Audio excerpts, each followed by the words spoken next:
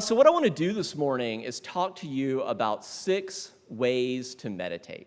These are not the only 6 ways to meditate. These are 6 broad umbrella categories. So I think that that will be illustrative, but there are probably 10,000 ways to meditate, but I just want to talk to you about kind of comparing and contrasting 6 fairly common different ways as a way of kind of clearing up some common confusions about what meditation is. Hint, it's not just one thing. Right, that I think many people have an idea that meditation is just one thing, and often they're wrong about what that one thing is, but we'll get to that. And I want to share some tips that I wish I had known many years ago that I think will hopefully be useful to some of you who are, who in here is either a meditation enthusiast or at least meditation curious? Okay, that's good. That bodes well for the next hour. I want to answer one of the most common questions, which is, how do I know if I'm making progress in meditation? Again, there's not just one thing. There are multiple metrics that one can consider. And you'll see, for those online, if you click on that Google Doc link in the chat, and for those in person, if you look at that white sheet, you're going to see a graphic that's going to kind of graphically represent 6 ways to meditate. And over the course of the next hour, I'm going to kind of move us through these 6 ways and talk about how they interrelate. And you can kind of keep glancing back to this handout at the cover of the Order of Service to help. And what I'm going to be the model that I'm inviting us to consider with these 6 ways is a kind of contemplative cross-training. In the same way that for your physical body, cross-training that can help to like run, bike, swim, do weights, do yoga, that all of those, it's not like there's one best thing, like your body needs lots of different things. Meditation is kind of like that. So here at the beginning, let me tell you just a little bit of my story. I think that might be helpful before we start moving through each of the 6 ways. I don't want to get lost in the detail of my story. I could tell this in much longer, but I'm going to kind of give you some broad strokes. And I also don't want to imply in any way that my story is paradigmatic or that this needs to be your story, but I just want to tell you a little bit about where I'm coming from in the spirit of transparency. And if anything, I'm telling you my story because I hope you can help maybe skip some of the pitfalls or the things that may be helpful to you, and maybe you can move even a little faster along the path than I have, depending on your time and interest, of course. Some of you may never meditate again after this service, and that is also fine. There are lots of things to do with your life. To use another kind of physical parallel, I also think that, how much should I meditate? It's, again, we can use kind of a physical correlate. Like, is it better to walk around the block than to just sit in isolation all day? Yes. Is it like maybe a little bit better still to walk 5 minutes and then maybe 20 minutes and then work up to maybe you're running or biking a mile and then 5 miles, 10 miles? And then I'll say what I've kind of found for myself. There actually is kind of an extreme here where maybe, like I've run 1 marathon in my life. I ran the Baltimore Marathon in 2018. I probably will run a marathon again, but I've found in the meantime that, running 5, 13 miles, like that's enough. It's enough. I don't have to run 26.2, right? And so meditation is also kind of like that, there is so much value, just like the value in just standing up and walking across the room and coming back or whatever your body allows you to do. There's so much value in just taking 1 deep breath. Just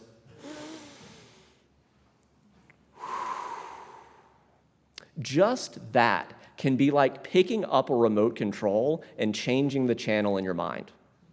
Just that. Or I sometimes invite people when I teach yoga meditation mini retreats, if you don't have time to do a 10-minute, 20-minute, hour-long yoga practice, ask your body, if I have time to do 1 yoga stretch right now, what does my body most need? So the other side of this equation that I've been describing is I also get really frustrated from the flip side with meditation only ever being in the kiddie end of the pool. So I also want to talk to you today about some of the advanced stuff that is really possible on the deep end of the pool.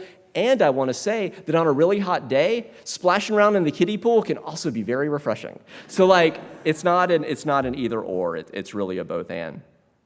I'm also a big religion nerd, so I wanted to sort of test this stuff out for myself. And so if I wanted to answer that question, like how long did it take me to make progress in meditation, there's actually a 2-decade version of that story I could tell. There's a 1-decade version of the story. There's a 3-year version of that story I could tell. I'm going to give you each very quickly in turn.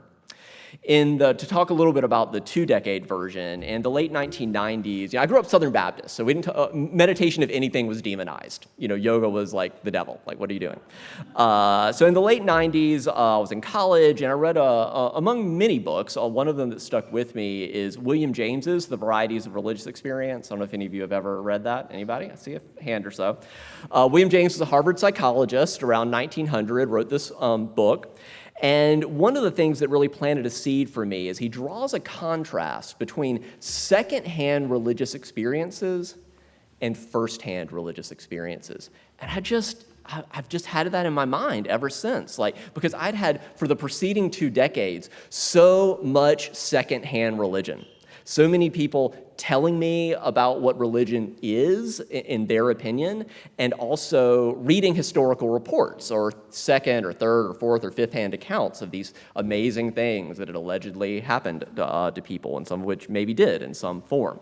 And I became really curious, wow, what would it be like, what is really possible for me to experience firsthand in my direct experience, which, although I wouldn't have said at the time, also happens to be our UU first source, right? If you look on the back of your order of a source, what do I know directly for myself?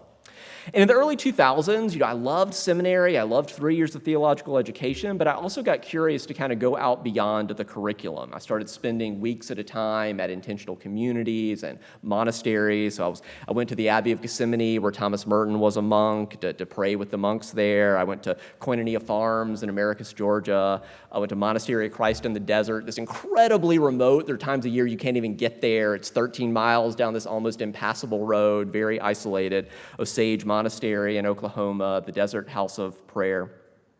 And then in 2007 to 2009, I did a 3-year low residency diploma in the art of spiritual direction. And that was kind of the capstone of my exploration, in particular, of the Christian contemplative tradition. So the Cloud of Unknowing, St. Teresa of Avila, John of the Cross. And at that time, I was doing a lot of what is called centering prayer. Some of you may know the name Thomas Keaton. So I was doing that about 45 minutes twice a day. It's kind of a mantra-based practice. A lot more to say about all of that.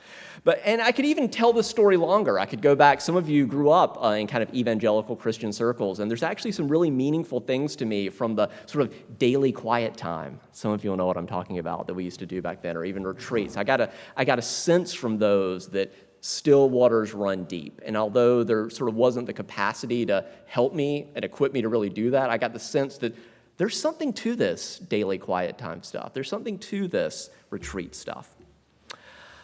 So in 2009 was a real turning point as far as my interest in meditation. I started listening to a podcast called Buddhist Geeks. Anybody ever listened to the Buddhist Geeks podcast? All right, I actually see a hand or two. Very good. So that's actually started in 2007. So I started listening in 2009 and quickly caught up on the archives. One of the co-hosts, Vince Horn, and his wife, Emily Horn, have become, over the last decade, my 2 primary meditation teachers.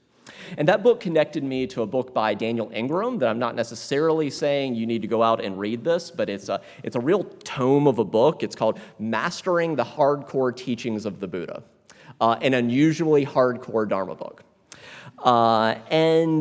So he brought this real, I had previously only been exposed to what I would call sort of, I think this is fair, baby boomer Buddhism. So which is great, right? Jack Kornfield and Joseph Goldstein and Sylvia Boorstein, so all these folks. It's great. But Daniel Ingram is in a punk rock band and Gen X and an emergency room physician and just very edgy and hardcore in a way that I had never sort of heard the Dharma taught before. And he really emphasizes mindfulness and noting. We'll get to that in just a few minutes. And I think the biggest thing that was refreshing to me about his book is he's very anti what is called mushroom culture in spirituality. So mushroom culture in spirituality is they keep you in the dark and feed you crap, because that's how you grow mushrooms. And so, that he is very transparent. It's all just right out there. And I just found it incredibly illuminating, incredibly inspiring, and incredibly helpful.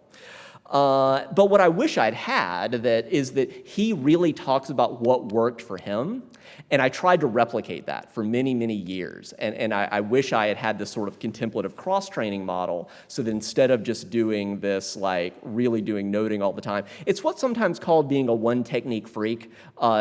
Daniel isn't that. He's very open to other practices, but I was really drawn. He said, this one thing worked best for me, and so and anyway, I tried to replicate that, and I wish earlier I'd had this kind of six-way model.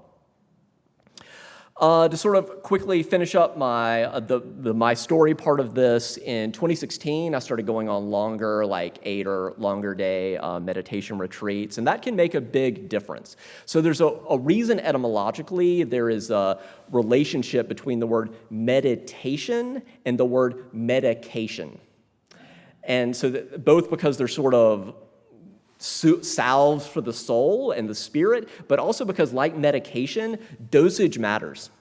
You know, if you like double your dosage of your medication or more, whatever, like, so it really matters to go from meditate. I mean, I was pretty hardcore. I was meditating like 2 hours a day, like getting up in the morning and meditating for an hour, meditating another hour, usually before dinner.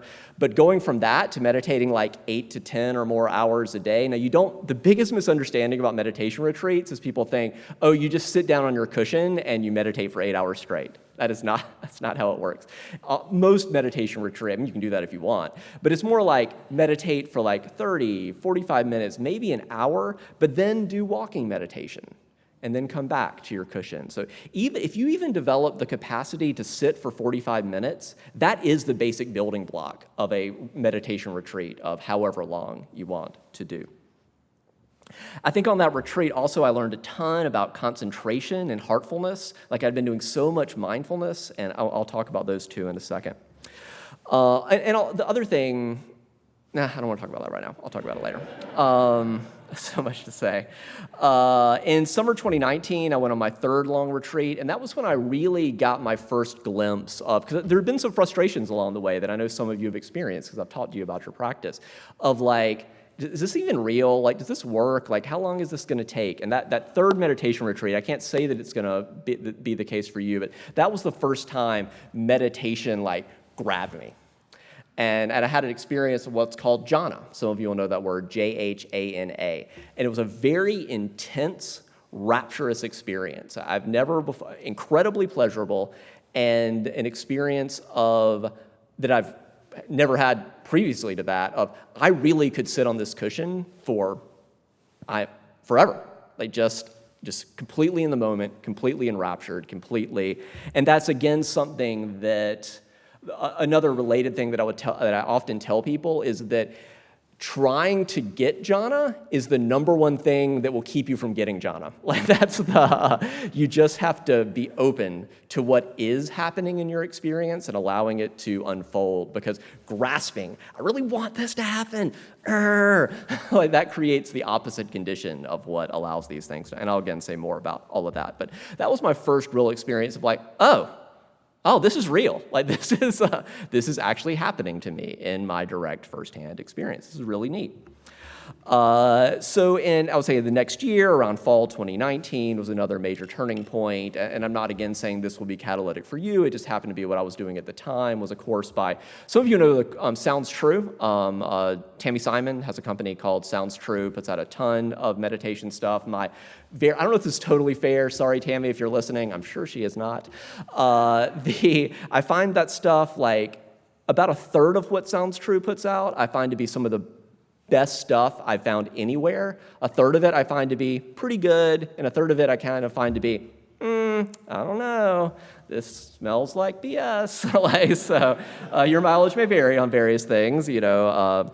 But the course she produced with a meditation teacher called Reggie Ray, called Mahamudra in the Modern World, was hugely influential for me, and that was really catalytic with some other major openings. And I would say some experiences that I won't go deeply into, but that were like, so like you can definitely have psychedelic experiences without psychedelics.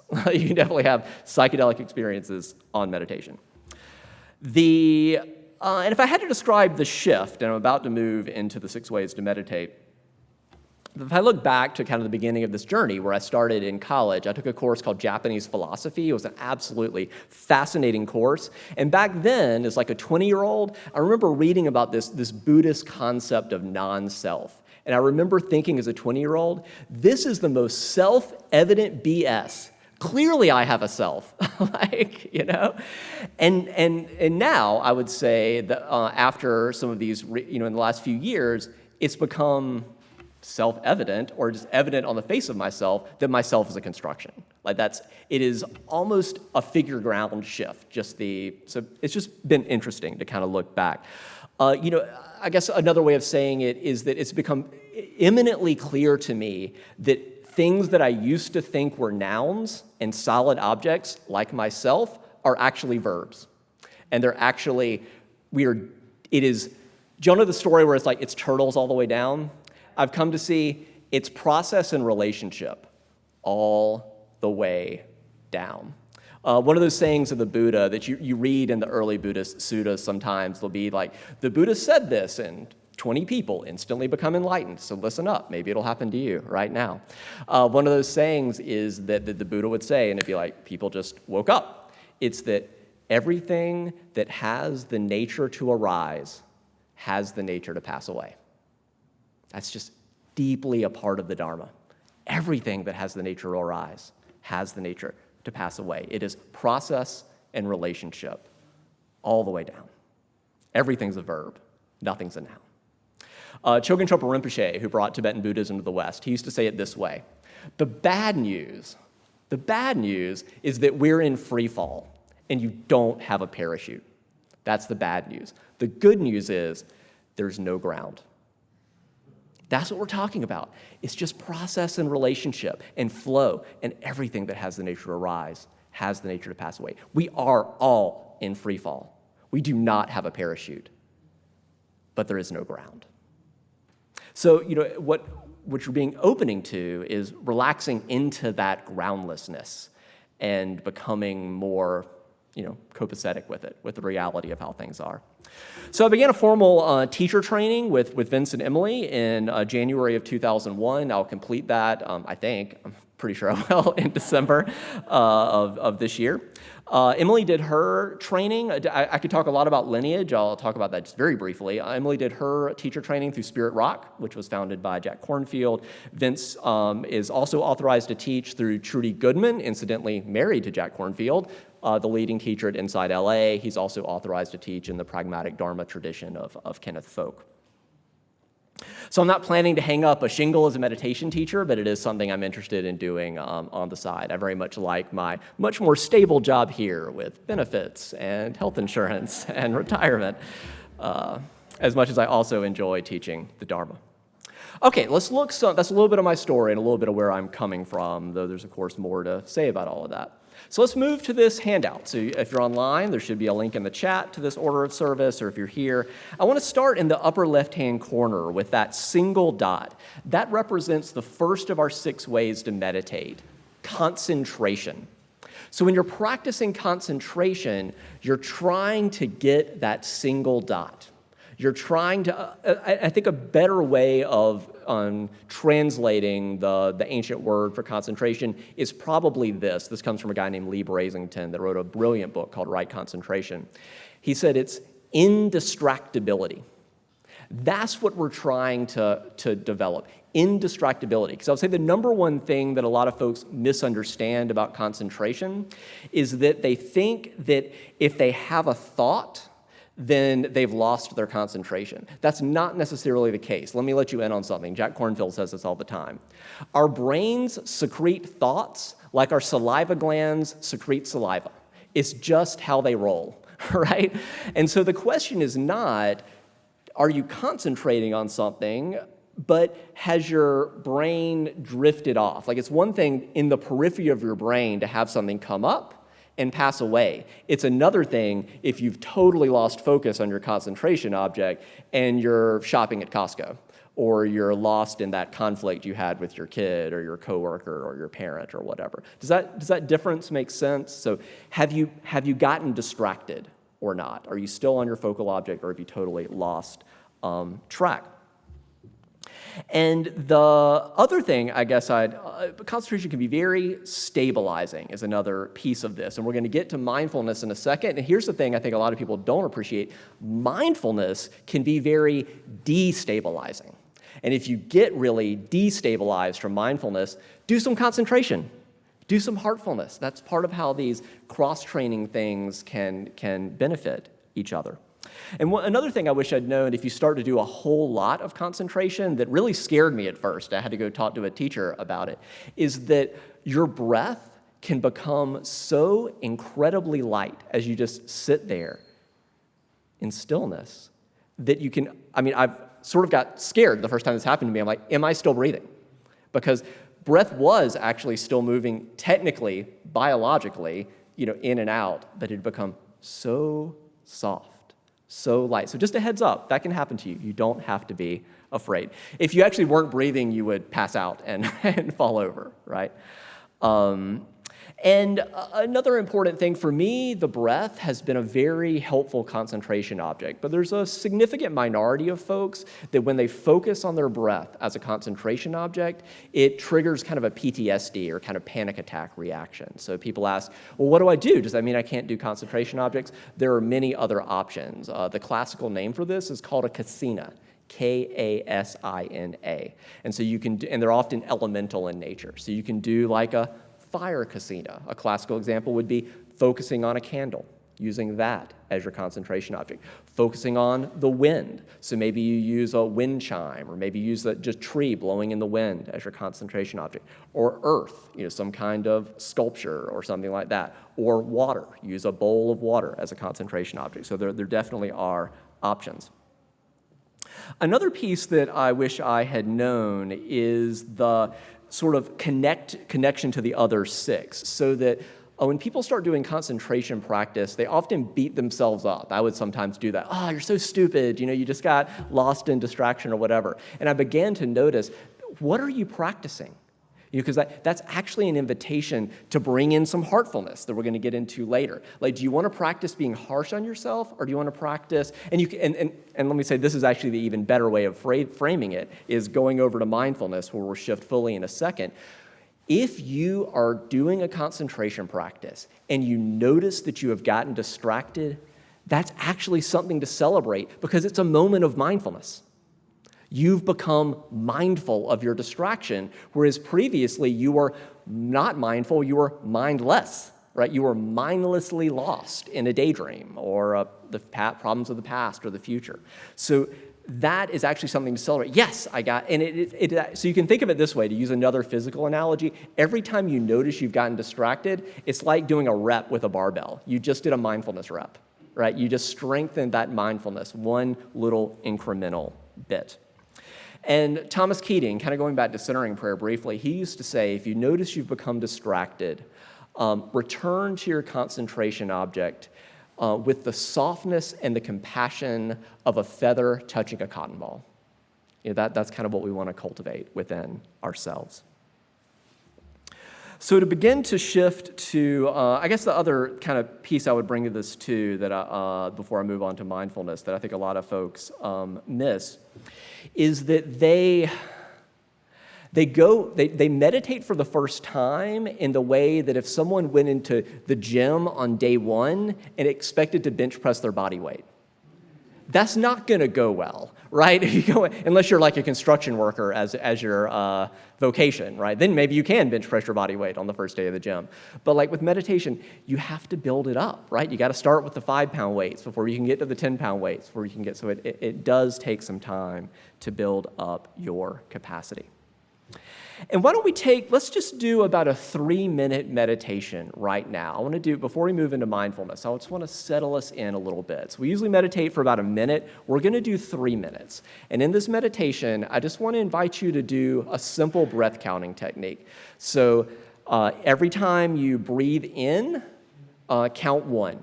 And then when you, at the bottom, and breathe naturally. That's another thing that I misunderstood when I first started doing meditation. I thought I had to control my breathing.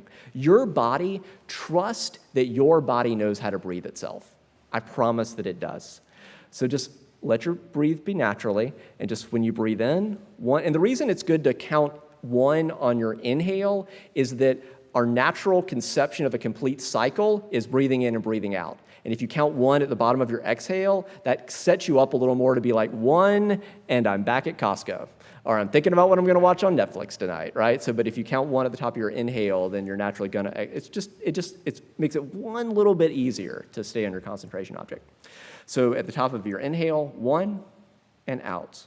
Top of your next inhale, 2 and out. Top of your next inhale, 3. And then here's the other trick. Never more than 10, never less than 1. It's not a contest. We're not seeing, oh, I got to 200 this time. Like that gets you all up in your head. And if you get distracted, if you totally lose your concentration object, just go back to 1. It's nothing more than that. And you're going to do it anyway if you get to 10. So let's try this just for 3 minutes. So I'm going to set the app that I would most recommend if you want to get serious about this. It's called Insight Timer. It's free. And the best thing about it is it holds the time for you, because the other pernicious thing that people sometimes do when they start meditating is they're constantly looking at the clock. So have something else keep your time. Insight Timer. So you're going to hear a bell at the beginning and a bell 3 minutes later, and just never less than 1, never more than 10. Just see how it goes. See how strong is your concentration in this moment. And if you notice any distraction, just come back and be gentle with yourself. Let's try it. You hear a bell at the beginning and a bell 3 minutes later.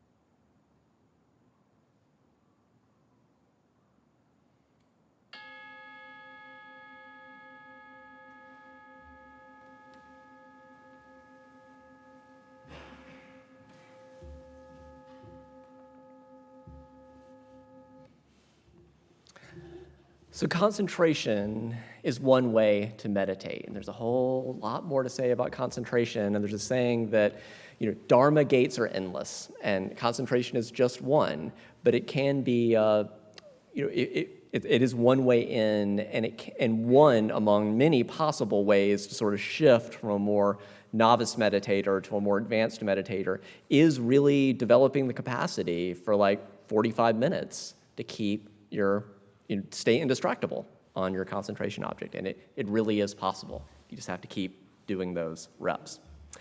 Let's shift over to mindfulness. So back to your little chart, we're going to shift from the one dot, concentration, indistractability, to mindfulness. And notice that mindfulness is polka dots, right? So it's like, so unlike concentration, mindfulness is mindfulness I'll start with this. The most famous modern definition of mindfulness is from a guy named Jon Kabat-Zinn. Some of you will know the name Howard Zinn, wrote a really important book called The People's History of the United States on social justice. Jon Kabat-Zinn is married to Howard Zinn's daughter. Anyway, his definition of mindfulness is paying attention on purpose in the present moment, non-judgmentally. Not just paying attention on purpose in the present moment, non-judgmentally. Or Vince, one of my meditation teachers, often says it's paying attention in real time. What's happening to me? What's really happening to me right now? Not the stories of my mind, right? Many of you have heard me quote Brene Brown, right? That the story I'm telling about this is ... That may or may not be an accurate assessment of the situation, but the story, you don't have to believe everything you think. That can take you an incredibly long way. You don't have to believe everything you think. So it's about mindfulness is about shifting from the conceptual level to the basic sensory level. What am I noticing through what are called the 6 sense gates? Joseph Goldstein sometimes says it this way. Anything that has ever happened to you, you perceived through one of 6 ways. One of the 5 senses or thinking. Like, everything that's ever happened to you is a smell, a taste, a touch, a sound, or thinking. It's one of those 6 things. And so noting is about, and I'm not saying conceptual thinking is bad. Most of us get paid for conceptual thinking, but it's a both and. It's not an either or. It's adding this ability to shift into what is really happening to me right now on the most basic sensate level. Let me give you an example right now. I'm going to say a few notes and then I'll explain them. So what's happening for me right now is pressure. The pressure of my feet on the floor, the tingling. I can feel tingling in my fingertips. I can feel warmth, right? I'm wearing a big robe and I'm standing in sunlight, right? I can feel warmth. But there's a difference between a more skillful note is seeing, not sunlight. Sunlight is a conceptual category and a name for something. So it's more like seeing, hearing, vibrating, pressure, coolness, thinking. That's noting. And you might do that for 5 minutes, 10 minutes, 30 minutes, 45 minutes. And what you find from this, that some of you recall I mentioned earlier, it can be really, really destabilizing. Unlike, because you can just begin to feel really you begin to kind of see, like, I'm built up of all these constituent sensory parts. You start to get direct perceptual, existential, experiential insight into what Buddhism calls the 3 characteristics. Buddhists love lists. There's all these lists of stuff, and one of them is the 3 characteristics, which is that reality is about non-self, it is impermanent, and it is ultimately unsatisfactory. Why is it unsatisfactory? Because everything that has the nature to arise has the nature to pass away. That's unsatisfactory.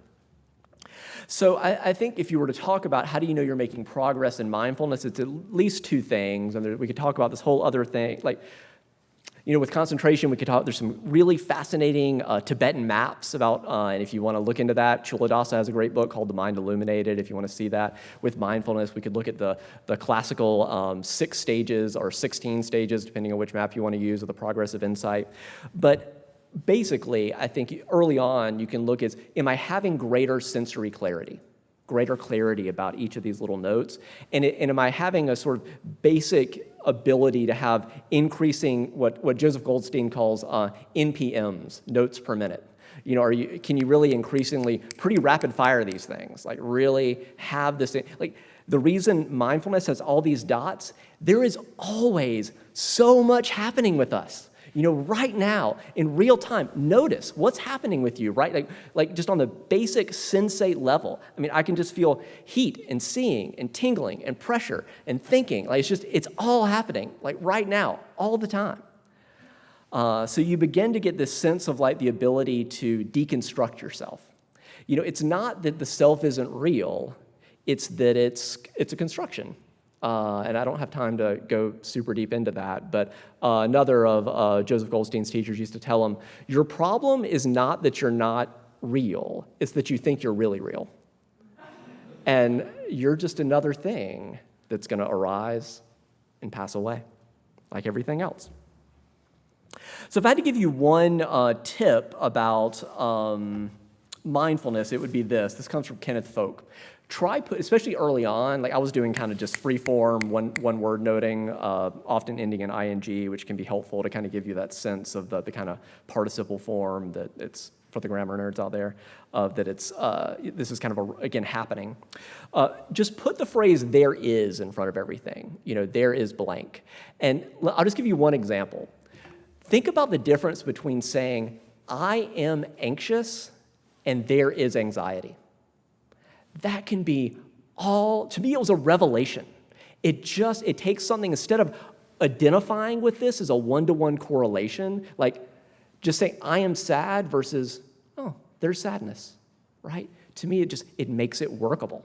It's developing that witness stance. There is blank. There is blank. And knowing that it's not the only thing, right? Oh, there's sadness. But there's also joy. There's also interest. There's also pressure. There's also heat. There's this myriad of things happening in the arising and passing away of every present moment. All right, let's keep going on our journey around to heartfulness. And here I want to draw your attention to the ways these are all interconnected and mutually informing and strengthening, because I'll give you an example that heartfulness is maybe the single most helpful thing you can do if you're struggling with concentration.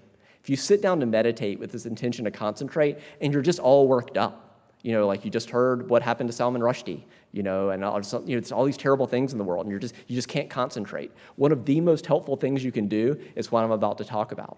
Just do what Kristen Neff has, all these self-compassion practices.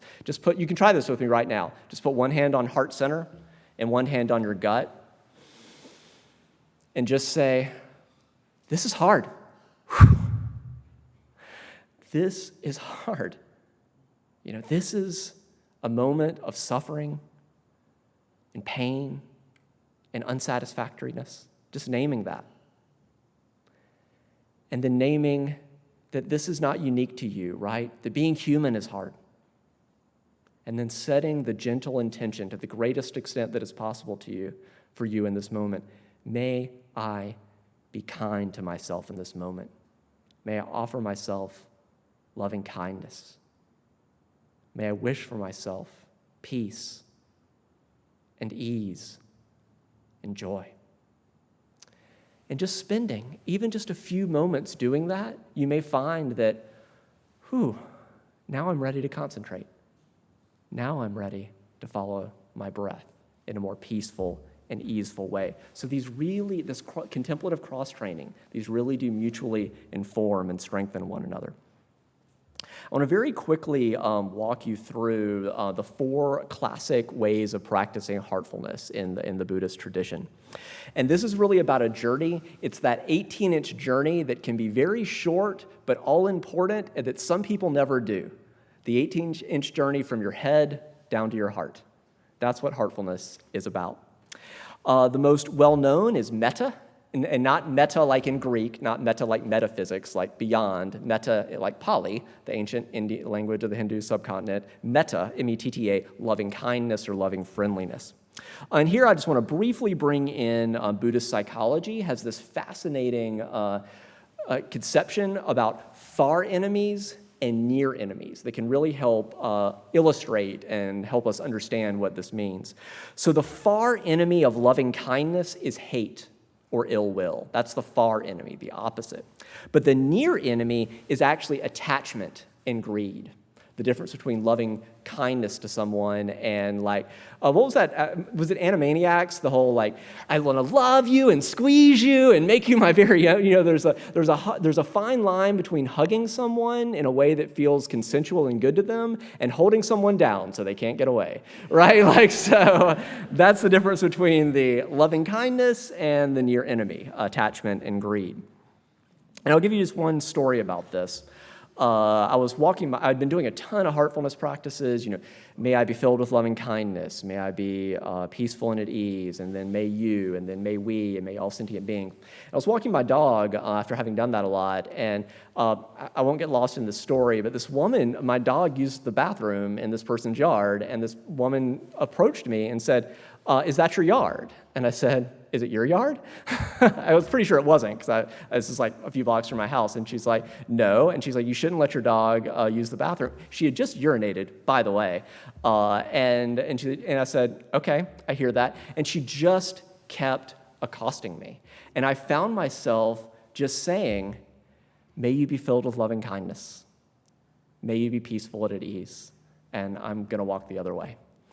And that could have gone really differently, right? That could have really escalated, but so doing this, practice doesn't make perfect, but it makes more permanent. It makes things more second nature, more naturally at hand. The second of the Brahmaviharas are these four ways that I'm going through. They mean the sublime or divine, Brahma. So some of you know like Brahmins, the highest caste. And so Brahma means divine or sublime, and Vihara means abode or dwelling. So these are the divine abodes. So metta, karuna is compassion. Its far enemy is cruelty. So compassion, far enemy, cruelty. The near enemy is altruistic narcissism.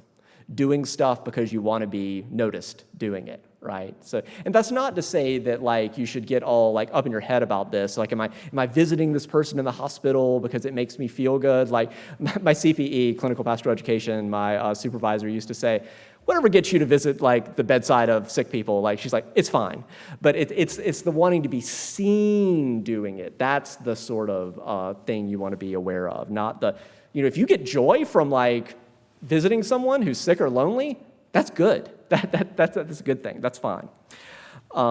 So I think another piece of compassion is self-compassion. Again, Kristen Neff, NEFF, is really good on this, of just saying, what would I say to a friend in this situation? And that can also just really unlock things. Like we're often really compassionate to our friends and really hard on ourselves. So.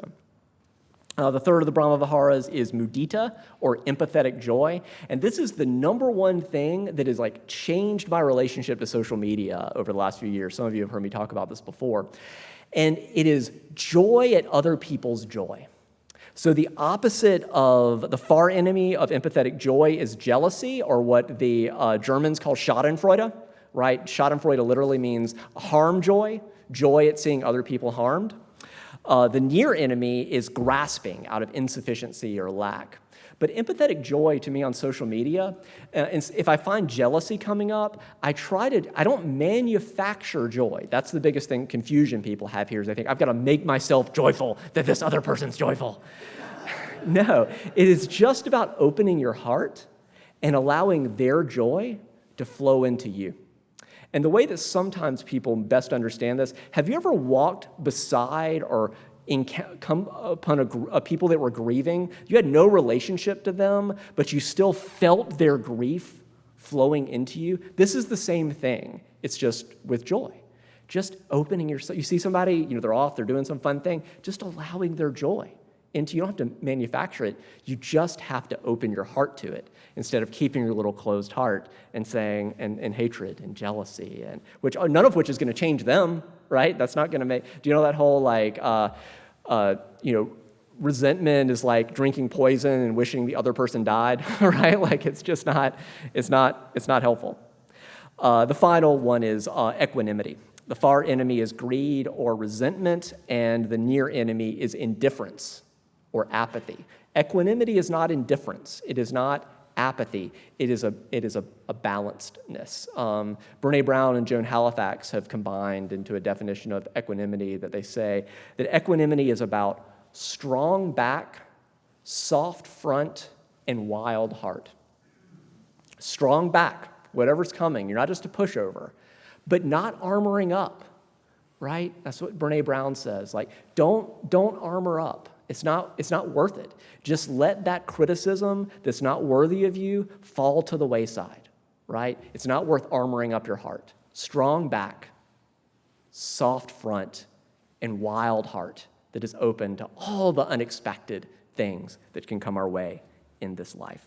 And just that gesture of putting your hand on heart center and on your gut, that alone can be really, really powerful. It's not even too strange to do it in the grocery store, just to do this and just take a deep breath in and out. That's heartfulness. Moving around to bodyfulness, that's represented by the tree. So we skipped over the cloud. We'll come back to it in a second. If you sort of look, there's been this real rise. If you start in like the mid-19th century, when you first get some of our Unitarian ancestors, the Transcendentalists, Thoreau took a copy of the Bhagavad Gita to Walden Pond, and the Margaret Fuller is editor of the Dial, the Transcendentalist Journal, publishing the Lotus Sutra for the first time in English. So you start there to see this slow build, and of course a little bit of rise in the 50s, and then the 60s, a big spike in people talking about things like meditation and mindfulness. But then much more recently, people start talking more about heartfulness. And then just a little bit, people are starting to catch on to bodyfulness. So I talked about a lot of meditation is done neck up.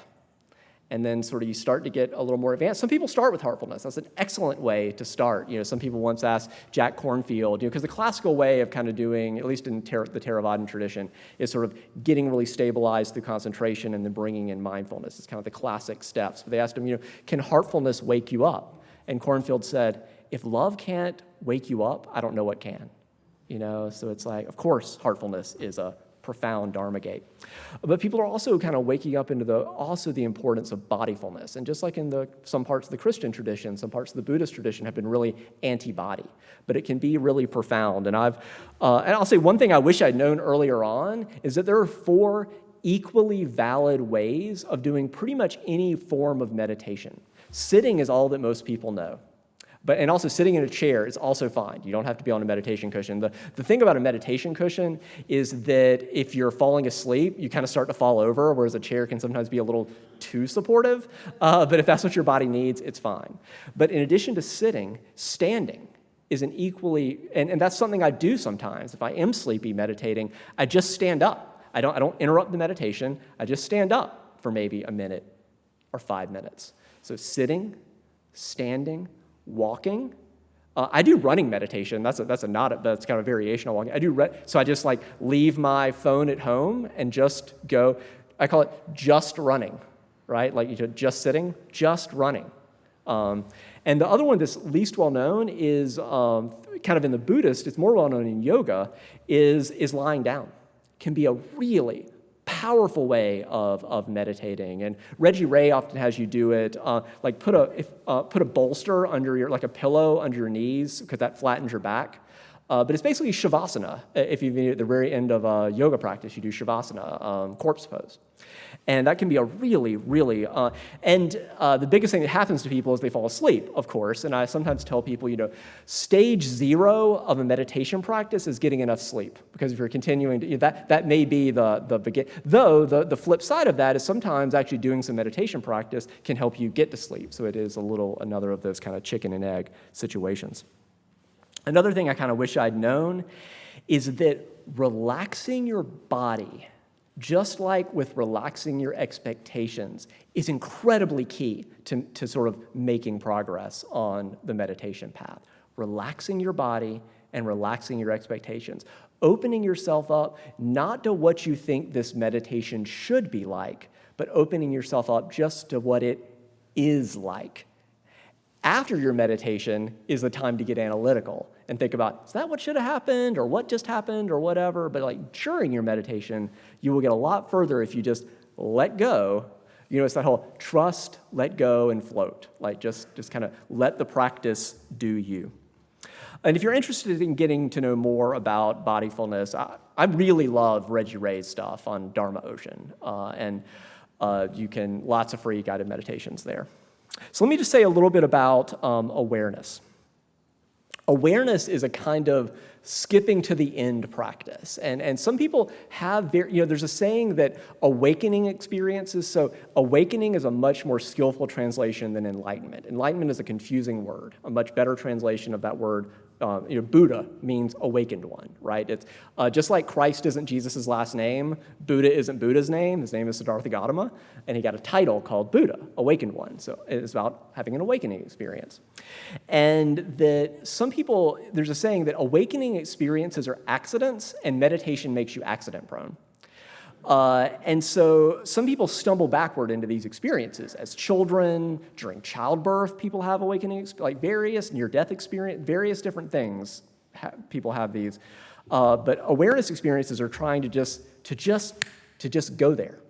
That's what these are about. They really work well for some people, and some people find them incredibly frustrating. So, give it a shot, and it may or may not work for you. But my favorite, the biggest metaphor here, like with the sun, is that the claim of awareness, and the claim really of the Buddhist tradition, is we are already awakened, but we have a lot of layering on top of that. So just like how the sun's always there. It may sometimes be behind stormy weather, our various internal climate. The sun's always out. And that's what awareness is coming to realize, that there is always already, our consciousness is always already vast, open, still, timeless, and deeply, deeply loving. That's just sort of, it's always already there, just like the sun is always out. And Michael Taft is the single best meditation teacher in the Bay Area, has the best analogy I've found. He talks about, so I have 2 dogs. One of my dogs, if you throw the ball, she'll bring it back, and we can play. And I throw the ball, and she brings it back. I have another dog, I throw the ball, and he runs to his little hole in the yard, and we can't play. And he just, you try to get it, and he's like Smog with his jewels, like he won't play. And so Taft says, awareness meditation, it's nothing more than dropping the ball. Try this with me right now. Hold your fist out, tight, real tight. That's how a lot of us are a lot of the time. And then just let it go. That's awareness meditation. He said it's what's called effortless meditation. Is that really effort to let go, or is it just opening yourself up to effortlessness? Just whatever you're clenched around, just let it go. If you notice your mind is clenching around a thought, just drop the ball. If you notice it's clenching around an emotion, just drop the ball. That is literally what this meditation is, and allowing yourself increasingly to open into that essential nature of mind that's always already there, that's open and vast. My meditation teacher, Vince, often says that the logic of samsara is that wheel that we're caught up on. The logic of samsara is if this, then that. If I do this, I'll get something else, right? Quid pro quo. The logic of nirvana is just this. That's what awareness is meditation. It is always already just this. Every moment is nothing other. It's just this. It's no if this, then that. It's just this. Thich Nhat Hanh used to say, be a businessless person when you're on the cushion, just sitting, just being, nothing to do. Nowhere to go. It's like pretend you're in the Matrix. What if I told you you are already a Buddha? You are already awake. That's what awareness meditation is about. Taking that dignified stance. I'm already awakened. I'm already a Buddha. Just go there. Take it for a test drive. There is no figuring this out with the cognitive mind. This is Reggie Ray. There's no figuring that, and that's what's held me up for a long time, because I'm really good at figuring stuff out with my cognitive mind. This you cannot figure out with your cognitive mind.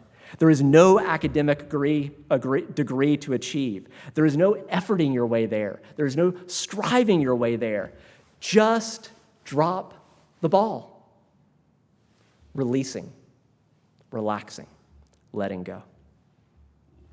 So I want to move you in a second, as we're nearing the end of this service, into the sixth and final way of meditation. But before we do that, I want to ask if our ushers would come forward. So we're going to sort of go with the Buddhist tradition of what is called dana, or generosity, for our offering this morning. And I just want to ask you, have you received any benefit from this teaching this morning? Either for yourself or your perception of the benefit it can bring to others.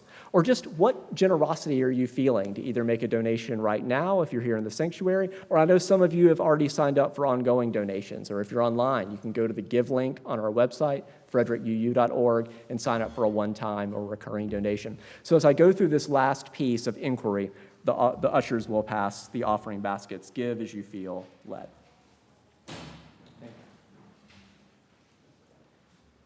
So the final of our 6 ways, and again, there are 10,000 ways to meditate, is that question mark.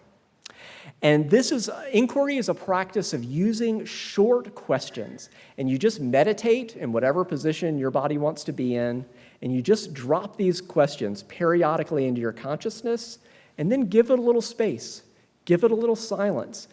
Ask it with real curiosity. Has anybody lost their keys recently or can remember doing that? Ask this question like you're looking for your keys. Like you really don't know where your keys are. You're like, where are my keys? So ask with real curiosity. Questions like, what is meditation? Like you're really not sure.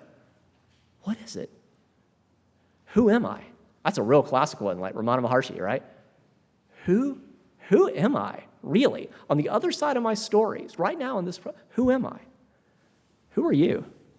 Who are you? Right? Who are we? Who are we together? Who are we? Who would I be without my stories? Sit with that question a little bit. Here's another one. This one's intense. Since death alone is certain, and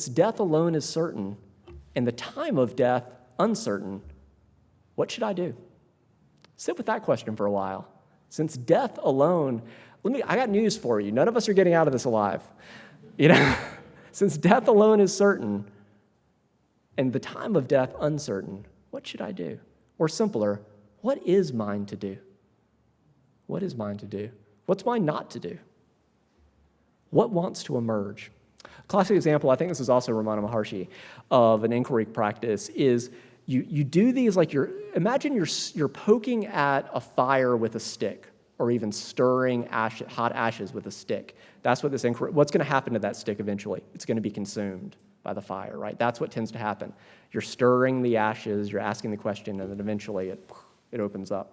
Like a classic example is what is the sound of one hand clapping, right? This will connect us back to awareness. So if you've heard that, let me give you an answer. It's not really about the sound, right? You ask the question, it's about listening.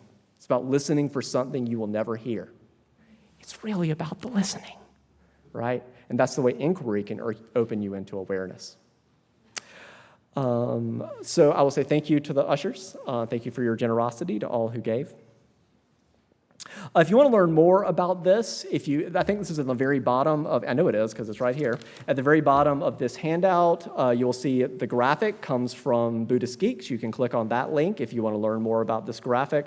Underneath that is frederickuu.org/meditation. That's not on our homepage, but if you type that in, it'll take you to a list of resources, including, if you look under the section on that page called Intermediate and Advanced Meditation, you will find a list there of about 3 different books for each of these 6 ways, and it's sort of my curated reading list, and those are in order. So like the first bullet point under each of these is kind of like the intro, the second is a little more advanced, and the third is a little more advanced beyond that.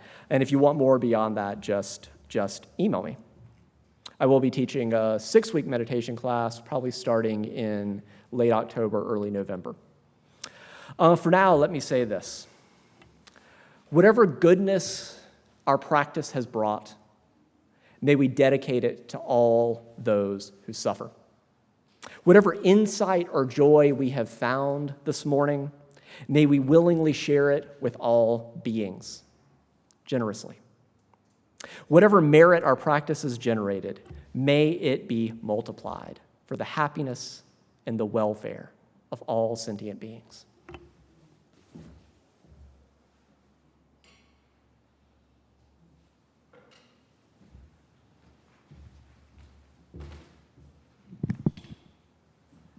And as you prepare to go from this place and into the week to come, may you continue your journey with love.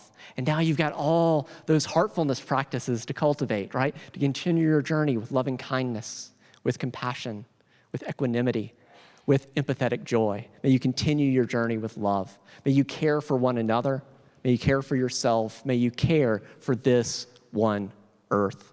And whatever taste or touch you've had in this time and place of love, of peace, of hope, of joy, that truly does go with you out into the world. We are different for having spent this time together. May you live boldly. May you live with thanksgiving. Go in peace.